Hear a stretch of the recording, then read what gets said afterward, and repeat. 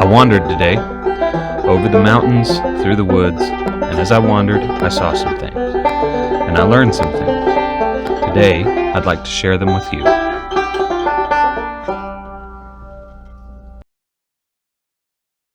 Just after releasing the Bluff Dwellers Cave video, I received an invitation to go and check out a homesteading expo just north of Springfield to enjoy myself and play some banjo in between speakers. To be honest, I was a little bit nervous because the scene was new to me, but after a short debate, I went ahead and agreed to go. So on the 28th day of August, my cameraman and I loaded up and headed for Marshfield, Missouri. At the expo, we were dazzled with the collection of brilliant minds, all living an increasingly self-sufficient lifestyle, sharing their knowledge and experience and selling their wares. Lessons were given on beekeeping and beehives were being sold. There were demonstrations going on in the arts of sawmilling, mushroom foraging, and small animal processing, while a real-deal Ozark blacksmith was working and taking orders all out in the open air with a passionate desire to show off his illustrious craft. All of these attractions and lessons were interspersed with various craftsmen and women selling unique products and local food vendors. Time passed at the expo and I wandered here and there, enjoying the sights and playing the banjo everywhere I saw a group of people gathered, and as I was there, an ever-growing thought developed slowly but potently in my mind. What was happening here was more than just a gathering of great minds. It was a confluence of amazing people.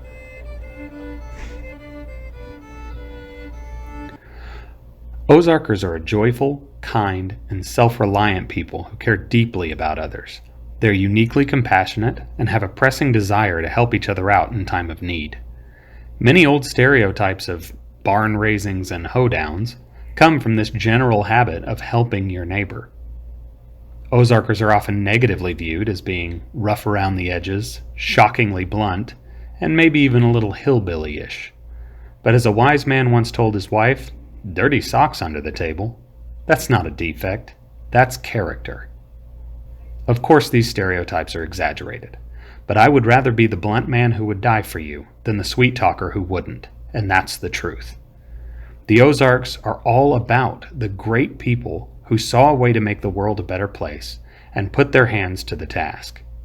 Cheryl Franklin is one such hard-working Ozarks inspiration.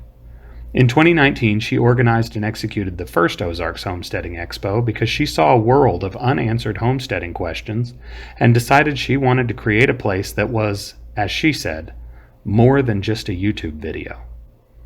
And she's going to keep organizing them, so keep the Ozarks Homesteading Expo website in your frequently checked websites list. I had the privilege of being able to interview Cheryl at the expo, so be sure to check it out on my Facebook page. Today's Ozarker is a diverse, peaceful, deeply loving, and caring person, and I can't wait to find myself surrounded by them again in my wanderings. But I, like Cheryl, want this experience to become more than just a YouTube video. So please check out the description below for a list of contact information for a number of the fantastic people that I met and talked to during my time there. Well, this is truly spectacular, and something I like to do with my channel is show people that it's there, but what I really want is for them to go see it themselves. So we'll be looking forward to finding out when the next time that this happens. Well, yeah, we're going to do another one in Bentonville, Arkansas, in the end of September, Lord willing, if there's a lot of things getting canceled. Sure. But September 28th through October 2nd. It's not going to be intense as this, but it will be during the county fair, the Benton County Fair, 5 days. We'll probably have 3, maybe 4 sessions a day, so not 4 going on at the same time like we have here. So it'll be more laid back kind of a thing, and so they can find out more about that on the website, on the Ozarks Homesteading website as well.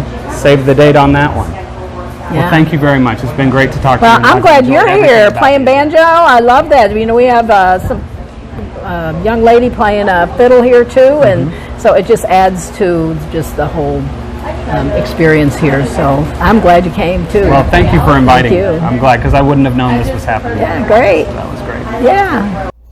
So be sure to head over to Bentonville if you can, and as always, don't forget to keep wandering.